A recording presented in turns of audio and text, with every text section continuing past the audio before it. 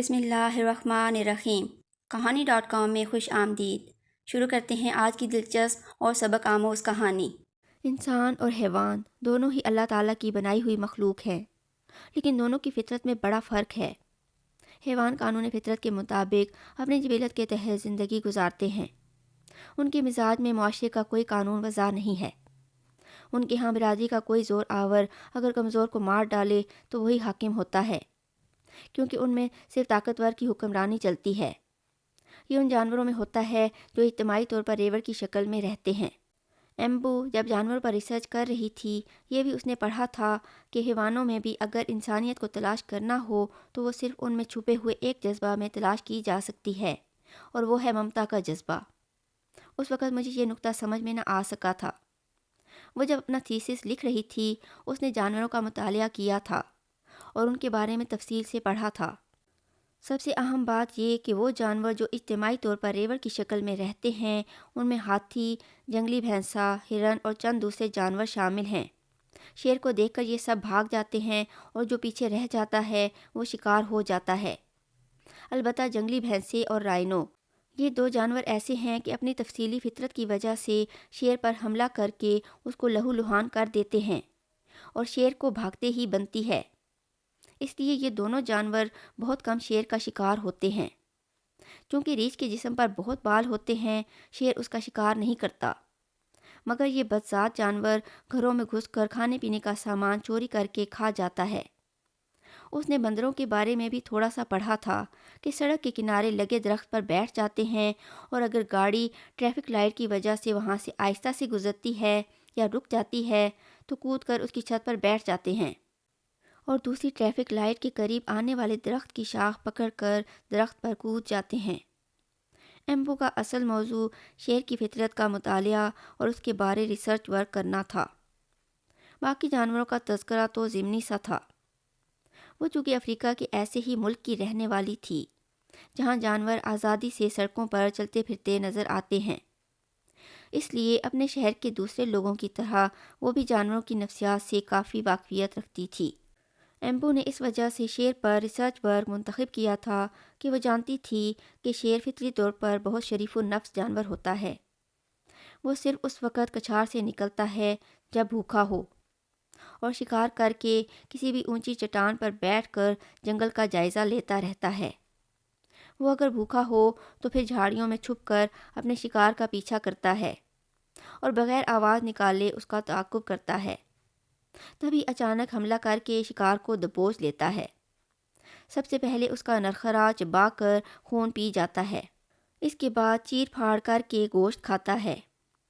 ایمبو شادی کے بعد اپنے شوہر کے ساتھ امریکہ آ گئی تھی، اور جب 2 سال بعد وہ حاملہ ہوئی تو اس کی ساس نے جو رات دن پوتے پوتی ہونے کی دعائیں مانگا کرتی تھی، اپنے بیٹے کو مجبور کیا کہ وہ ایمبو کو اس کے پاس بھیج دے، کیونکہ اس کا بیٹا عبد الرحمن اکلوتا تھا، اور ماں کی آرزو تھی کہ وہ افریقی رسم و رواج کے مطابق کچھ رسمیں ادا کریں۔ عبد الرحمن ماں کے آگے بے بس ہو گیا، اور ایمبو کو اسے والدہ کی طرف بھیجنا پڑا۔ وہ خود بھی خوش تھی کیونکہ اس کے بہن بھائی اور ماں باپ بھی وہاں ہی تھے۔ اس کے افریقہ آنے کی آرزو اس کی ماں اور بہن بھائیوں کو بھی تھی۔ قبائلی رسم و رواج کے مطابق اس کی ساس روزانہ کیلے کے پتے اس پر سے صدقہ کرتی، مختلف آیات دم کر کے نہار منہ پانی پلاتی۔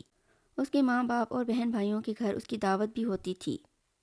نہ صرف یہ بلکہ روز شام کو اپنے اپنے کاموں سے فارغ ہو کر محلے کی عورتیں ان کے گھر میں جمع ہو کر چھوٹے چھوٹے گھنگرو بندھی لکڑیاں رنگ برنگے مٹکوں پر بجا کر گیت گایا کرتی تھیں، اور اس کو بیٹے اور بیٹی کے مختلف نام بتایا کرتی تھیں۔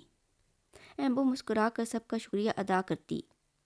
وہ جانتی تھی کہ ان کے قبیلے کے رواج کے مطابق بچے کا نام دادی اور دادا رکھیں گے۔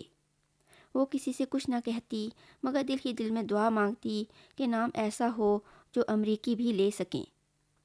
امریکی ویسے بھی بڑی مشکل سے افریقی نام ادا کرتے ہیں، اسی لیے وہ عام طور پر نام کو توڑ مروڑ کر اپنی آسانی سے کچھ کا کچھ کر لیتے ہیں جو رائج ہو جاتا ہے۔ اسی لیے امریکن فارم میں ایک لائن یہ بھی ہوتی ہے کہ اصل نام کے ساتھ پکارنے والا بھی لکھا جائے۔ ایمبو ان دنوں اپنا زیادہ وقت سونے یا ٹہلنے میں گزارتی تھی، اتنا آرام اسے امریکہ میں تو ہرگز نہ ملتا تھا۔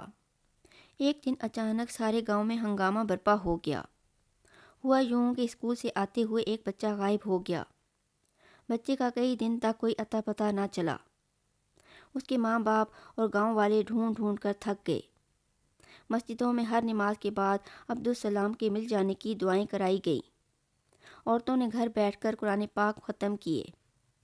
تہجد کے سجدوں میں گر کر دعائیں مانگی گئیں، مگر بچے کا کوئی پتہ نہ ملا۔ پھر 8 دن بعد ایک آدمی بھی غائب ہو گیا۔ گاؤں میں سنسنی پھیل گئی۔ ہر کوئی پریشان تھا۔ مائیں اپنے بچوں کو دن کے وقت بھی گھروں سے نکلنے نہیں دیتی تھیں۔ اسکولوں میں طالب علموں کی تعداد کم ہوتی جا رہی تھی کہ اس آدمی کے گم ہو جانے سے تو اور زیادہ گاؤں میں سنسنی پھیل گئی۔ اب ہر جگہ ہر علاقے میں لوگ تو طرح طرح کے ہوتے ہی ہیں۔ کسی نے یہ شوشہ چھوڑ دیا کہ ضرور کسی جادوگر نے ان دونوں کو اغوا کیا ہے تاکہ ان کی بلی چڑھا دی جائے اور لاشیں غائب کر دیں تاکہ ثبوت باقی نہ رہے۔ یوں گاؤں میں ہندوؤں اور مسلمانوں کے درمیان ایک قسم کا کھنچاؤ پیدا ہو گیا۔ ہندوؤں کو جب اس بات کا علم ہوا تو انہوں نے مسجد کے مولوی صاحب کے پاس جا کر اپنی صفائی پیش کی، مگر کھنچاؤ برقرار رہا۔ ابھی لوگ اس بچے اور آدمی کی تلاش میں تھے کہ ہندوؤں کے محلے کی ایک عورت غائب ہو گئی۔ ان تینوں غائب ہو جانے والوں میں ایک بات مشترک تھی کہ وہ اکیلے سفر کر رہے تھے۔ اب ہندوؤں اور مسلمانوں نے مل کر ان تینوں کو ڈھونڈنا شروع کر دیا۔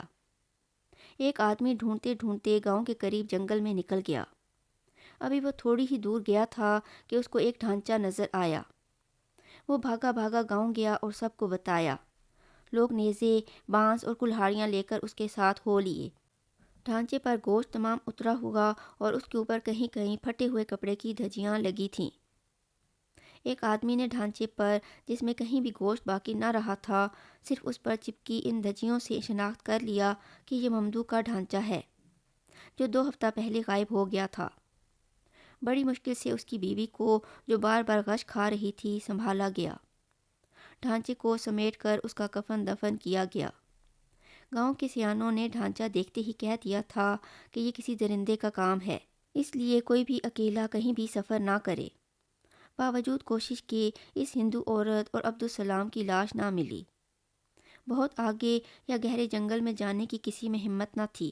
سب کا متفقہ فیصلہ تھا کہ کوئی آدم خور شیر اس طرف آ نکلا ہے جو بہت خون خوار اور نڈر ہے، کیونکہ کئی لوگوں نے اس کو قریبی نہر کے قریب پانی پیتے دیکھا تھا۔ آدم خور کو اگر انسان کا گوشت کھانے کی لت لگ جائے پھر وہ جانور کا گوشت نہیں کھاتا، اس لیے کہ جانور جو گھاس پھوس کھاتے ہیں، جب ان کا گوشت لذیذ ہوتا ہے تو انسان تو پھر انواع و اقسام کی غذائیں کھاتے ہیں۔ ایمبو کا کہنا تھا کہ اس وجہ سے شیر آدم خور بن جاتے ہیں کہ ان کے منہ کو انسانی خون لگ جاتا ہے۔ ممدو کی بیوی بار بار جنگل کی طرف دوڑتی تھی۔ عبدالسلام کی ماں نے گاؤں میں فریاد بھرے نوحوں سے طوفان مچا رکھا تھا۔ وہ کہتی تھی کوئی کم از کم اس کے بچے کا ڈھانچہ ہی ڈھونڈ کر لا دے، جس کو دیکھ کر اسے صبر آ جائے کہ اب اس کا لخت جگر اس دنیا میں نہیں ہے۔ مگر گھنے سبز جنگل میں، جہاں سانپوں کی بھی بہتات تھی، کوئی بھی اپنی جان گنوانے کا خطرہ مول لینے کو تیار نہ تھا۔ ابھی لوگ ان تینوں کا غم کر رہے تھے کہ ایک بزرگ رات کو تہجد پڑھنے مسجد گئے مگر واپس نہ آئے۔ اب گاؤں کے لوگوں کی برداشت جواب دے گئی۔ فیصلہ ہوا کہ جب شیر پانی پینے نہر پر آئے تو اس کو وہیں نیزوں اور کلہاڑیوں سے ختم کر دیا جائے۔ وہ عام طور پر دن ڈھلے پانی پینے آتا تھا۔ 2 دن لوگ چھپ کر بیٹھے رہے، وہ نہ آیا۔ تیسرے دن وہ پانی پینے آیا۔ لوگوں نے اس پر نیزے برسائے مگر اسے نہ لگے اور وہ پھرتیلا آدم خور تیزی سے بھاگ کر غائب ہو گیا۔ البتہ اس کا ایک کان نیزے کی آنی سے کٹ کر نہر میں گر گیا اور پانی کے ریلے میں بہت دور نکل گیا۔ اس کے بعد کافی دنوں تک امن رہا۔ سب کا خیال تھا کہ شیر کسی دوسری طرف نکل گیا ہے۔ گاؤں کی زندگی نارمل طریقے سے جاری ہو گئی تھی۔ ایک دن ایمبو گھر سے نکلی اور آہستہ آہستہ ٹہلتی ہوئی نہر تک چلی گئی۔ یہ سارا علاقہ اس کا دیکھا بھالا تھا۔ یہاں اس نے بچپن اور جوانی گزاری تھی۔ اس کو ایک طرح کا انس تھا یہاں سے۔ نہر دیکھ کر اس کا تیرنے کو دل چاہا۔ وہ لباس اتار کر نہر میں کود گئی اور تیرتی رہی۔ صبح کا سہانا وقت تھا۔ ماضی کی خوبصورت یادوں نے اسے گھیر لیا۔ جب وہ یہاں گھنٹوں نہایا کرتی تھی، وہ تیراکی کی بھی ماہر تھی۔ جب نہا چکی تو تیر کر باہر نکلی، تب اسے اپنے پیچھے آہٹ محسوس ہوئی۔ مڑ کر دیکھا تو پتہ چلا کہ وہ شیر کے سامنے موجود ہے۔ شیر بغیر پلک جھپکائے اس کی طرف دیکھ رہا تھا۔ اسے پتہ چل گیا کہ یہ شیر نہیں بلکہ شیرنی ہے۔ موت اب اسے اپنے سامنے صاف نظر آ رہی تھی۔ وہ نہر میں کود کر اپنی جان نہیں بچا سکتی تھی، کیونکہ اس کو علم تھا کہ شیر بہترین تیراک ہوتے ہیں۔ وہ پانی کے بہاؤ کے مخالف سمت بھی آسانی سے تیر سکتے ہیں۔ ایمبو 7 ماہ کی حاملہ تھی اور بھاگ نہیں سکتی تھی۔ شیر اسے ایک تنویمی کیفیت کے ساتھ ساکت کھڑا دیکھ رہا تھا۔ وہ آگے بڑھا۔ اچانک اس کی نظر ایمبو کے ابھرے ہوئے شکم پر پڑی۔ اسے جیسے یقین ہو گیا ہو کہ وہ اپنے شکم میں ہونے والے بچے کا بوجھ اٹھائے ہوئے ہے۔